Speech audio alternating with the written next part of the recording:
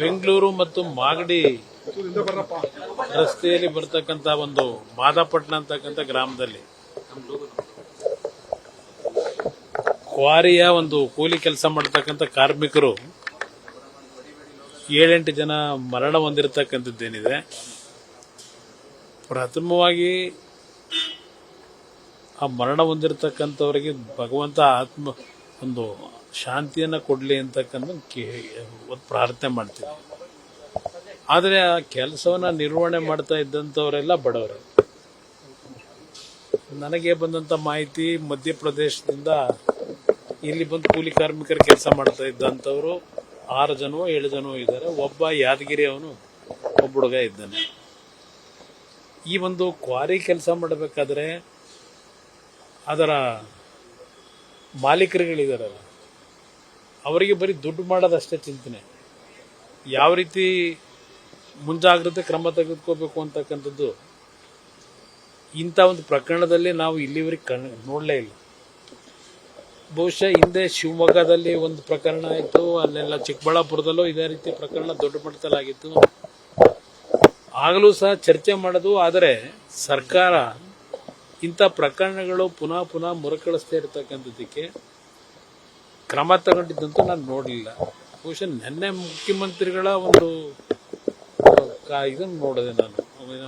ನಿಮ್ಮ ಗಣಿ ಇಲಾಖೆದು ಸಭೆ ಮಾಡಿದ್ದಾರೆ, ಅಧಿಕಾರಿಗಳನ್ನೆಲ್ಲ ಕೂರಿಸ್ಕೊಂಡು. ಗಣಿ ಇಲಾಖೆನಲ್ಲಿ ಯಾರ್ಯಾರು ಲೈಸೆನ್ಸ್ ತಗೊಂಡು ಇನ್ನೂ ಕೆಲಸ ಯಾಕೆ ಮಾಡಲಿಲ್ಲ, ಯಾತಕ್ಕೆ ಇನ್ನೂವರೆಗೆ ಮಾಡಿಲ್ಲ, ಅವ್ರದ್ದೆಲ್ಲ ಮಾಹಿತಿಗಳು ಬೇಕು ಅಂತ ಹೇಳಿ ಮೀಟಿಂಗ್ ಮಾಡಿದ್ದಾರೆ. ಅದು ಯಾತಕ್ಕೆ ಮಾಡ್ಕೊಂಡಿದ್ದಾರೋ ಗೊತ್ತಿಲ್ಲ, ಯಾಕೆ ಇನ್ನೂ ಮಾಡಿಲ್ಲ ಅಂತ ಅಷ್ಟೊಂದು ಮುತುವರ್ಜಿ ಮೀಟಿಂಗ್ ಮಾಡಿ ಯಾರು ಲೈಸೆನ್ಸ್ ತಗೊಂಡು ಇನ್ನೂ ಕೆಲಸ ಮಾಡಿಲ್ಲ ಅಂತಕ್ಕಂಥ ಮಾಹಿತಿ ಯಾವ ಕಾರಣಕ್ಕೆ ಕೇಳಿದ್ದಾರೋ ಗೊತ್ತಿಲ್ಲ ನನಗೆ. ನೀವು ಸ್ವಲ್ಪ ವಿಷಯ ತಿಳ್ಕೊಳ್ಳಿ ನೋಡೋಣ ಅಂತ. ಆಮೇಲೆ ಅದು ದುರಂತ ಆಗಿದೆ. ಅದಕ್ಕೆ ನಾನು ಹೇಳ್ತಾ ಇರೋದು, ಇಲ್ಲಿ ಈ ರೀತಿಯ ಪ್ರಕರಣಗಳು ಆಗದೆ ಇರತಕ್ಕಂಥದ್ದಕ್ಕೆ ಸರ್ಕಾರದಿಂದಲೂ ಕೆಲವು ಗೈಡ್ಲೈನ್ಸನ್ನು ಮಾಡೋದಷ್ಟೇ ಅಲ್ಲ. ಇಂಥ ಒಂದು ಸಂದರ್ಭದಲ್ಲಿ ಈ ಖಾಸಗಿ ಮಾಲೀಕರುಗಳು ಈ ದುಡ್ಡು ಮಾಡಲಿಕ್ಕೋಸ್ಕರಲೇ ದೊಡ್ಡ ಮಟ್ಟದಲ್ಲಿ ದೊಡ್ಡ ಲಾಭನೇ ಇದೆ. ಎಲ್ಲ ಕಡೆ ರಾಜ್ಯದಲ್ಲೇ ಇದು ಒಂದು ರೀತಿ ದುಡ್ಡು ಮಾಡ್ತಕ್ಕಂಥದ್ದಕ್ಕೆ ಈ ಕ್ವಾರಿಗಳದು ಒಂದು ದೊಡ್ಡ ದಂಧೆ ಮಾಡ್ತಕ್ಕಂಥವ್ರು ಇದ್ದಾರೆ. ಅದರಿಂದ ಸರ್ಕಾರ ಇಂಥ ಒಂದು ಪ್ರಕರಣಗಳನ್ನು ಕಠಿಣವಾದಂಥ ರೀತಿಯಲ್ಲಿ ಕ್ರಮ ತೆಗೆದುಕೋಬೇಕು.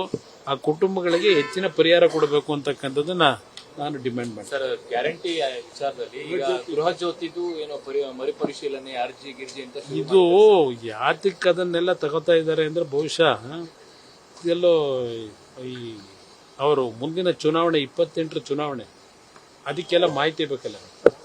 ಆ ಮಾಹಿತಿ ಪಡೀಲಿಕ್ಕೂ ಸರ್ಕಾರದಿಂದ ಇರ್ತಕ್ಕಂಥ ಅಧಿಕಾರಿಗಳನ್ನು ಉಪಯೋಗ ಮಾಡ್ಕೊಂಡಿದ್ದಾರೆ. ಅದರಲ್ಲೂ ಖರ್ಚಾಗಬಾರದು ಇವರಿಗೆ.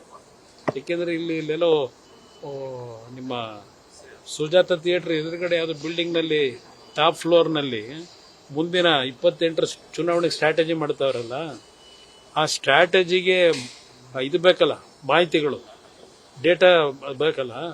ಆ ಡೇಟಾಗೋಸ್ಕರವಾಗಿ ಗೃಹಲಕ್ಷ್ಮಿ ಆಯಿತು, ಈಗ ನಿಮ್ಮ ಗೃಹ ಜ್ಯೋತಿ ಯೋಜನೆಗೆ ಈಗ ಮನೆಗೆ ಜಾತಿಯಿಂದ ಹಿಡಿದು ಎಲ್ಲ ಸಮೀಕ್ಷೆಗಳು, ಆಮೇಲೆ ಎಲ್ಲ ಈಗ ಗೃಹಲಕ್ಷ್ಮಿಗೊಂದು ಫೋಟೋ ಅಂತೆ, SIRಗೊಂದು ಫೋಟೋ ಅಂತೆ, ಇನ್ನು ನಿಮ್ಮ ಗೃಹ ಜ್ಯೋತಿಗೊಂದು ಫೋಟೋ ಅಂತೆ, ಇನ್ನು ಅದು ಎಂಥದ್ದು ಇನ್ನೊಂದಿದೆಯಲ್ಲ ನಿಮ್ಮ ಬಸ್ಸಿಂದ ಏನದು ಶಕ್ತಿ, ಅದಕ್ಕೂ ಬಹುಶಃ ಒಂದು ಫೋಟೋ. ಈ ಫೋಟೋಗೆ ಪಾಪ ಜನ ಎಷ್ಟು ಖರ್ಚು ಮಾಡಬೇಕು ದುಡ್ಡು. ಇದು ಈ ಸರ್ಕಾರದ ನಡವಳಿಕೆ ಏನಿದೆ ಅದ್ರ ಜೊತೆಗೆ ಈಗೇನೋ ಪಾಪ ಅನರ್ಹರ ಹೆಸರುಗಳನ್ನ ಡಿಲೀಟ್ ಮಾಡ್ತಾರಂತೆ. ಈಗ ಜ್ಞಾನೋದಯ ಆಗಿದೆ 3 ವರ್ಷ ಆದ್ಮೇಲೆ. 3 ವರ್ಷ ಏನ್ ಮಾಡ್ತಾ ಇದ್ರು? ಅಲ್ಲ, ಅದನ್ನೇ ಹೇಳೋದು. ಈಗ ಪಾಪ ಇವರು ಬಂದ ಮೇಲೆ ಅನರ್ಹರ ಪಟ್ಟಿಯನ್ನ ತೆಗೆದಾಕಿ ಇವತ್ತೇನು ನಿಜವಾದ ಫಲಾನುಭವಿಗಳೇನಿದ್ದಾರೆ ಅವ್ರಿಗೆ ಕೊಡ್ತಾರಂತೆ. ಅದರಿಂದ ಇದೆಲ್ಲ ಏನ್ ನಡೀತಾ ಇದೆ ರಾಜ್ಯದಲ್ಲಿ, ಪತ್ರಿಕೆ ತೆಗೆದ್ರೆ ಹಲವಾರು ಪತ್ರಿಕೆಯಲ್ಲಿ ಇವತ್ತು ಬೆಂಗಳೂರು ನಗರದಲ್ಲಿ ಯಾವ್ಯಾವ ಭಾಗದಲ್ಲಿ ಇಂಥ ರೋಡು, ಇಂಥ ಕಾರ್ನರು ನೋಡಿ ಕಸ ಇಷ್ಟು ಬಿದ್ದಿದೆ ಅಂತ ಹೇಳಿ ಪ್ರತಿದಿನ ಫೋಟೋ ಹಾಕ್ತೀನಿ. ಇವತ್ತು ಈ ಕಾರಲ್ಲಿ ಬರಬೇಕಾದ್ರೆ ನೋಡ್ತಾ ಇದ್ದೇನೆ, ಡೆಲ್ಲಿಯಿಂದ ಬಂದು ಪ್ರತಿನಿತ್ಯ ಫೋಟೋ ಹಾಕೊಂಡು ಕೂತವ್ರೆ ನಿಮ್ಮ ಮಾಧ್ಯಮ ಸ್ನೇಹಿತರು. ಅದರ ಬಗ್ಗೆ ಗಮನ ಇಲ್ಲ. ಇಲ್ಲಿ ಬರೀ ಈ ಕತೆ ಹೇಳ್ಕೊಂಡು ಹೊರಟಿದ್ದೆ. ನಿರ್ಭೀತ, ನಿಷ್ಪಕ್ಷಪಾತ, ವಿಶ್ವಾಸಾರ್ಹ ಸುದ್ದಿಗಳಿಗೆ ಮತ್ತೊಂದು ಹೆಸರಾಗಿರುವ ನ್ಯೂಸ್ 18 ಕನ್ನಡ ಈಗ ಆಪ್ನಲ್ಲೂ ಲಭ್ಯವಿದೆ. ದಯವಿಟ್ಟು ಇಲ್ಲಿರುವ QR ಕೋಡ್ ಸ್ಕ್ಯಾನ್ ಮಾಡಿಕೊಂಡು ಆಪ್ ಡೌನ್ಲೋಡ್ ಮಾಡೋದಕ್ಕೆ ಮರಿಬೇಡಿ. ನಿಮ್ಮ ಬೆಂಬಲ ಹೀಗೆ ಸದಾ ನಮ್ಮೊಂದಿಗಿರ್ಲಿ. ಧನ್ಯವಾದ.